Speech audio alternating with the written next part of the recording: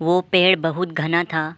ठंड में भी उस पेड़ के पत्तों में हवा ना लगती थी, मगर उस पेड़ पर किसी भी पक्षी का घोंसला नहीं था, क्योंकि उस पेड़ पर एक सांप रहता था।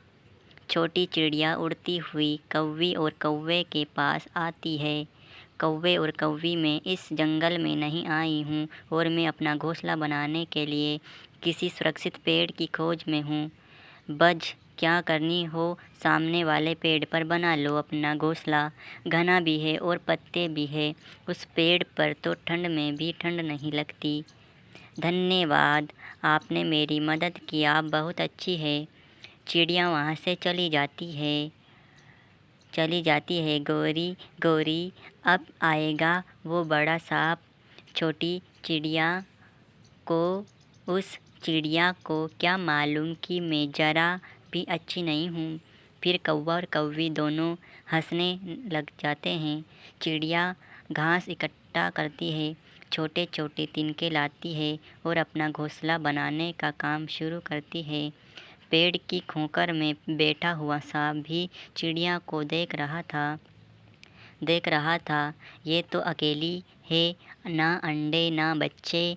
अगर अंडे होते तो क्या ही बात थी। शाम तक चिड़िया भी अपना घोंसला बना लेती है। मैंने घोंसला तो बना लिया, मगर इस पेड़ में तो खोखर है। अगर इसमें कोई सांप हुआ तो वो मेरे अंडों को पी जाएगा। मुझे जाकर देखना होगा। चिड़िया उड़कर पेड़ की खोखर में के पास जाती है और डर जाती है।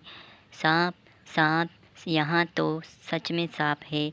उन कौवे ने ज़रूर मेरे साथ शरारत की होगी। ना डरो चिड़िया, छोटी चिड़िया, ना डरो। मैं बुरा सांप नहीं हूँ, मैं अच्छा सांप हूँ। मैं आपको नहीं खाऊंगा। शाम जी, अंडे देने वाली हूँ मैं। अंडे देने के कुछ दिन बाद ही मैं यहाँ से चली जाऊँगी। आप यहाँ रहे, यहाँ आपको कोई खतरा नहीं है, ना मुझसे और मेरे होते हुए ना ही किसी और से। मैं रक्षा करूँगा आपकी, मैं सेवा करूँगा आपकी। मेरे लिए कोई काम हुआ तो ज़रूर बताना। आज पहली बार देखा है कि सांप अच्छे भी होते हैं। जैसे इंसान बुरे और अच्छे होते हैं, जैसे चिड़िया बुरी और अच्छी होती है, कौवे बुरे और अच्छे होते हैं, ऐसे ही सांप भी बुरे और अच्छे होते हैं। आज मैं तुम्हारा दोस्त हूँ। फिर चिड़िया वहाँ से उड़कर अपने घोंसले में बैठ जाती है। तुझे मैं नहीं खाऊंगा छोटी चिड़िया, मैं तो तुम्हारे ताज़े ताज़े अंडे को खाऊंगा।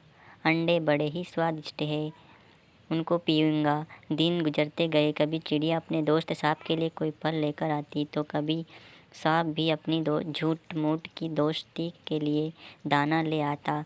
कौवा और कौवी यहाँ सब देखकर बहुत हैरान थे कि कितने दिन गुजर गए, मगर अभी तक सांप ने चिड़िया को खाया क्यों नहीं है। एक दिन गौरी कवि चिड़िया से कहती है, चिड़िया, वो सांप तुमसे क्या बातें करता है, वो तो बहुत खतरनाक है।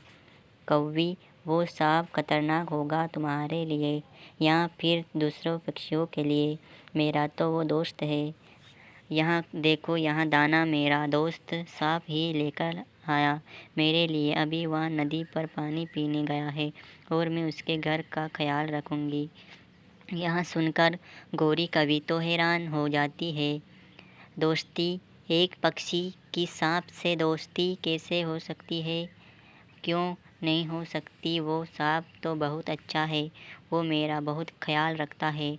तुमने बहुत अच्छा किया जो मुझे इस पेड़ पर घोंसला बनाने का मशवरा दिया है। धन्यवाद गौरी बहन।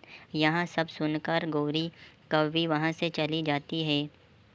गौरी, क्या क्या कहा चिड़िया ने? कालू जी, मैं तो हैरान हूँ और परेशान भी। उस चिड़िया की तो सांप से दोस्ती हो गई है, ऐसा कैसे हो सकता है भला? इससे तो अच्छा था कि हम ही उस सांप से दोस्ती कर लेते। सब डरते हमसे, फिर वो तो एक अच्छा सांप है, हम तो ऐसे ही डरते रहे उस सांप से। तो क्या है, हम भगा देंगे उस चिड़िया को वहाँ से और हम करेंगे दोस्ती। उस सांप से 3 दिन गुजर जाते हैं और चिड़िया 2 सुंदर सुंदर से अंडे देती है जो सफ़ेद थे। सांप जी अंडे देखकर चिड़िया से भी ज़्यादा खुश था। मेरा इंतज़ार ख़त्म हुआ। कई सालों के बाद ताज़े ताज़े अंडे पीऊँगा। मैं पहले पानी पी लूँगा और फिर बाद में अंडे पीऊँगा ताकि अंडों का स्वाद मेरे मुँह में कई दिन तक रहे। जालिम सांप ऐसे खुद से बातें करता है।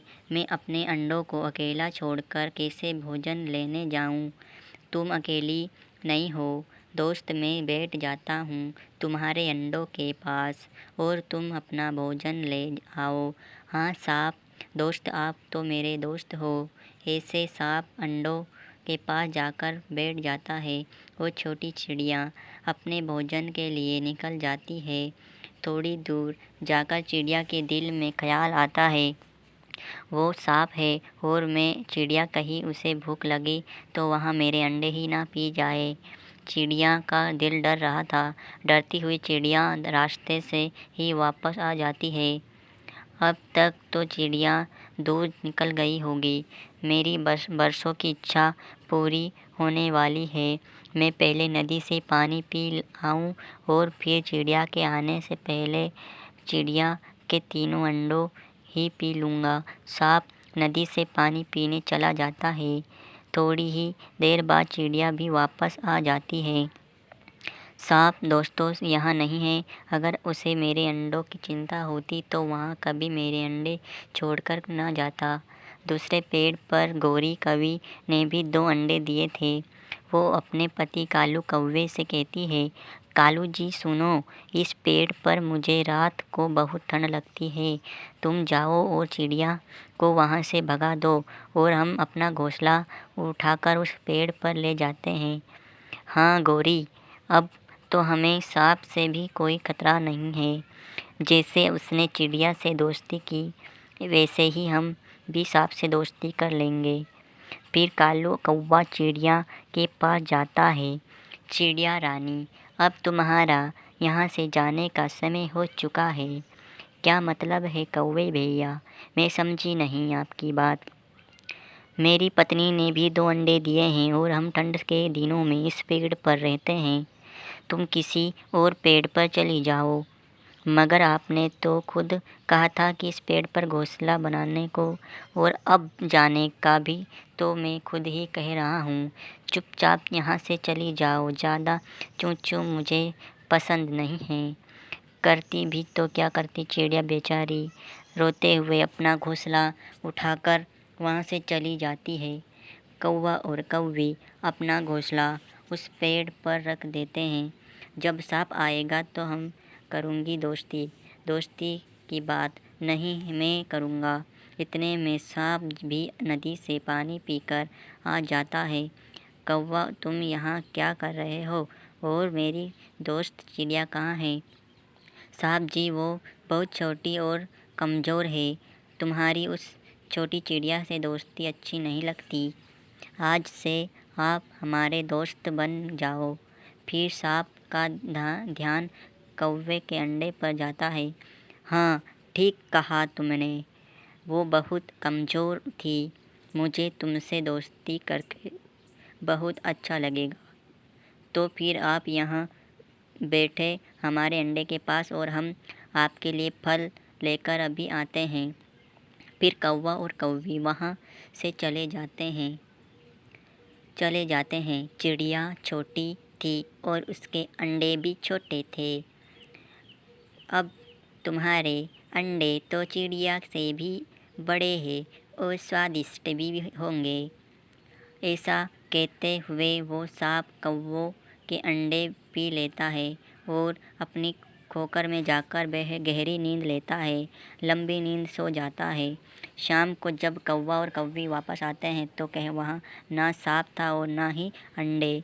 हाँ, एक अंडे का खोल सांप की खोकर के पास पड़ा हुआ था। कालू, मैं लुट गई, मैं बर्बाद हो गई। वो सांप मेरा बहुत धोखेबाज निकला। वो मेरे अंडे पी गया। अब मैं क्या करूँ?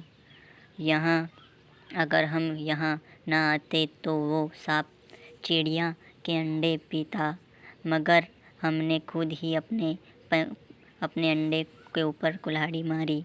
फिर वो दोनों बैठकर रोने लग जाते हैं और चिड़िया दूर ऊंचे पेड़ पर अपने अंडों को लिए आराम से बैठी हुई थी। प्यारे दोस्तों, इस कहानी से हमें सीख मिलती है कि जो कोई गड्ढे दूसरे के लिए खोदता है, खुद ही उसमें गिर जाता है और बुराई का अंजाम हमेशा बुरा ही होता है। आपका धन्यवाद। ढोल बज रहा था और वहाँ गवी दुल्हन